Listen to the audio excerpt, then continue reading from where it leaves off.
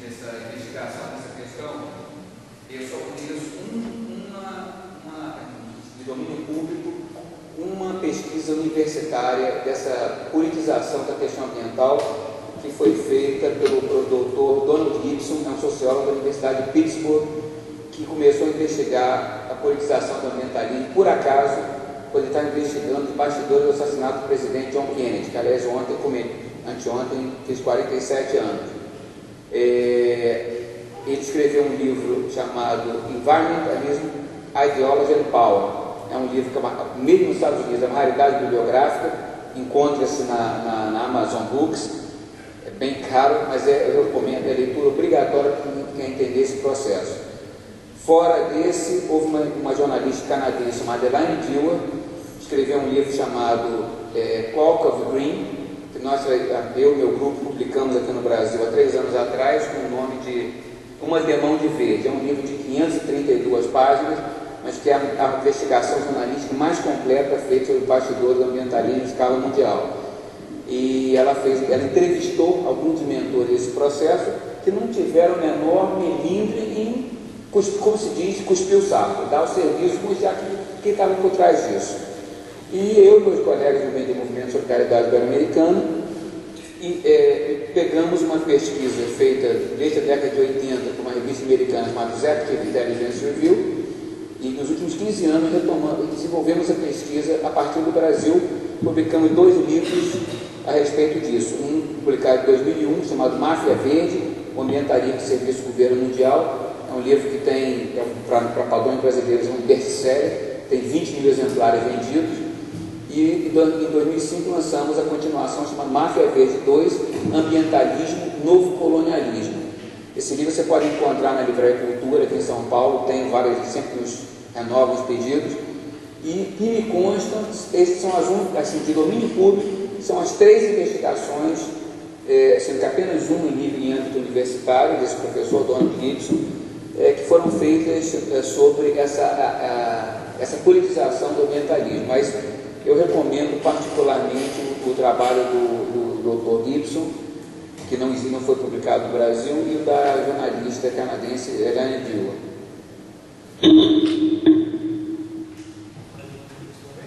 Mais um questionamento?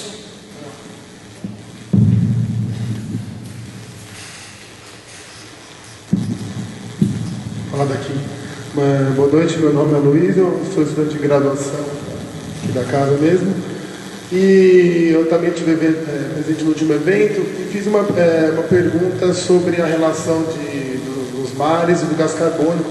Essa questão de você aquecer o gás ser emitido, né, por emissão de solubilidade, de propriedade dos líquidos.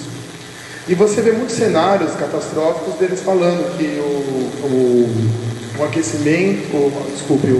gás carbônico ele vai começar a acidificar as águas marinhas, e isso vai acabar com toda a vida baseada em carbono, carbonatos.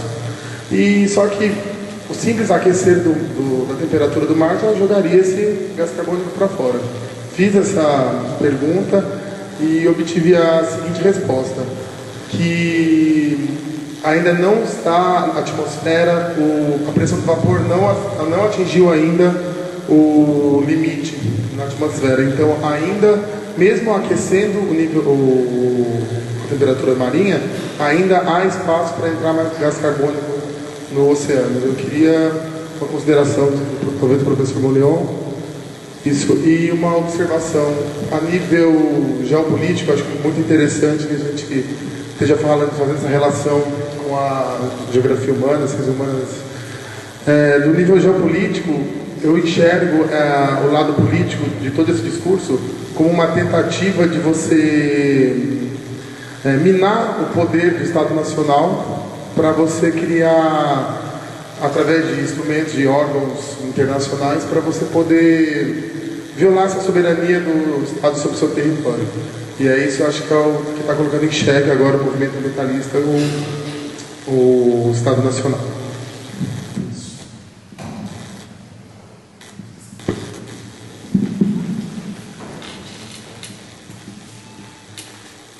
Os registros que a gente tem de testemunho mostram sempre que quando os oceanos estão frios, a concentração de CO2 no ar é mais baixa.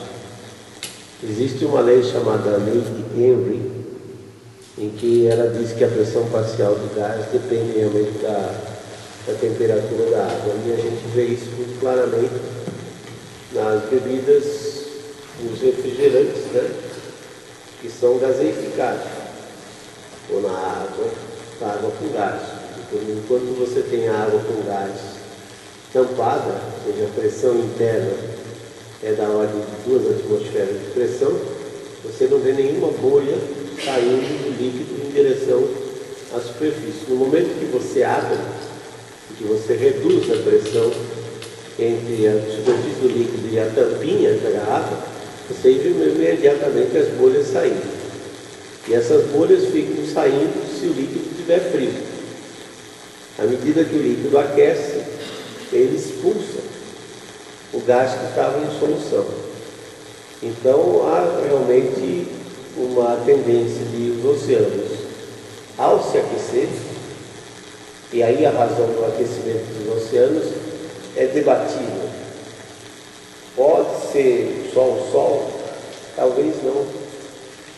Né? Talvez não seja só radiação solar que aqueça os oceanos, porque a nossa ignorância no que se refere ao calor que sai do interior da Terra e aquece as águas profundas, ela é muito grande.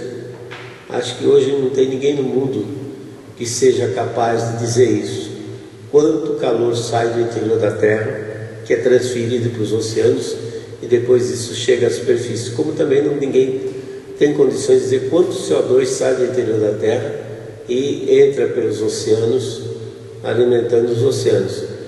Então, uma vez que os oceanos se aquecem, pelo menos essa camada mais de cima, ela tem tendência a liberar mais CO2. Para cada aumento de 1 grau, tá? Se você fizer um cálculo de difusividade, você vê que na superfície oceânica isso daria um aumento de 28 ppm de CO2 na atmosfera, aumentando de 1 grau.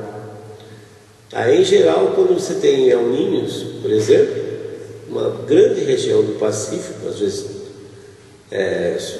superior a 30 milhões de quilômetros quadrados, permanece 1 a 2 graus, às vezes algumas regiões chegam a ficar 5, 6 graus mais elevados, né? Então os El Niños, por exemplo, eles são um grande contribuinte para liberar o CO2 dos oceanos em direção à atmosfera. E se a gente pega um período como de 77 a 98, em que a frequência de El Niños foi muito grande, então pode ser que esse aumento de CO2 que nós tivemos nesses últimos anos esteja na realidade relacionado com, claro, a temperatura do oceano em função dessa alta frequência de El Niños.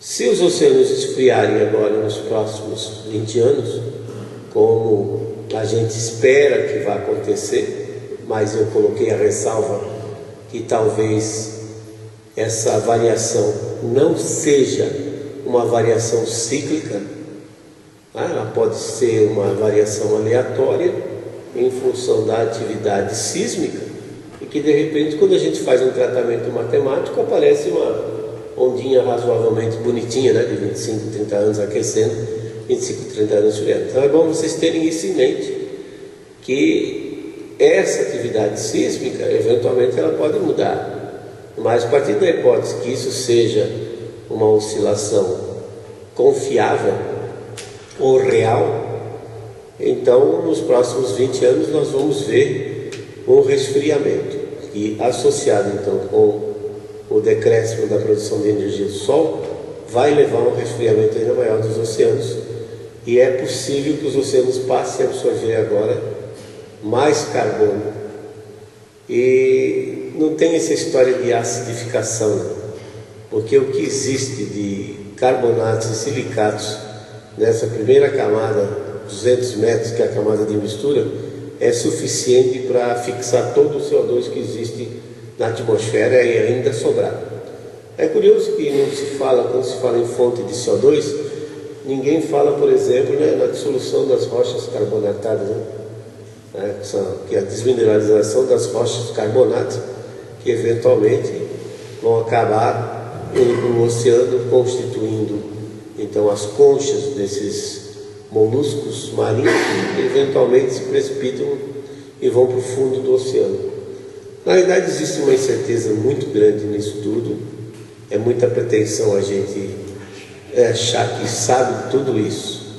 Mas uma coisa vai ser muito interessante, e vocês são nós, de certa forma, mas vocês que são jovens são mais ainda privilegiados, que nesses próximos 20 anos o Sol vai estar nesse mínimo que ocorre a cada 100 anos.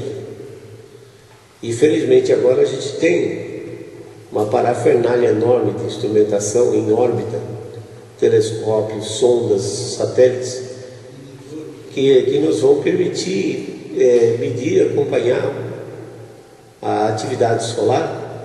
E um dos aspectos muito importantes é o campo magnético solar, que ele enfraquece, e espera que ele se enfraqueça pelo menos 50%, ou seja, fique na metade do valor que foi medido em 1957-58, durante o ano geofísico.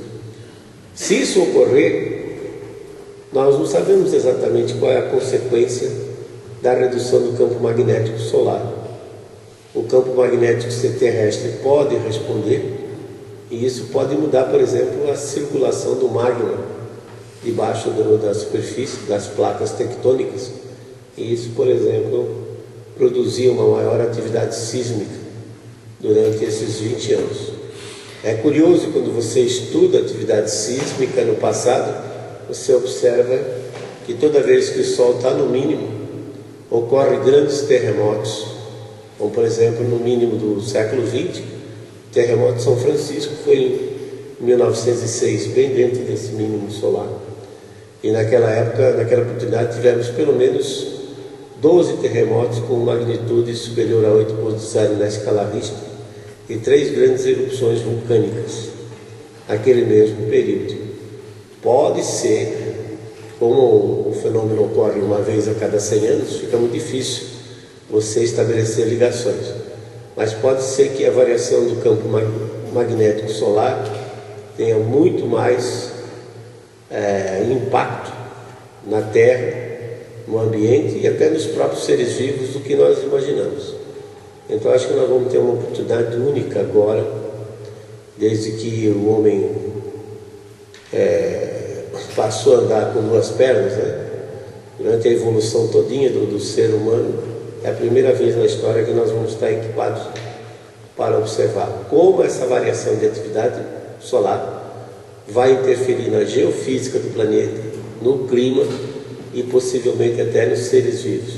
Quem sabe a gente entenda um pouco melhor como é que os oceanos respondem, como o CO2 responde em função dessas mudanças.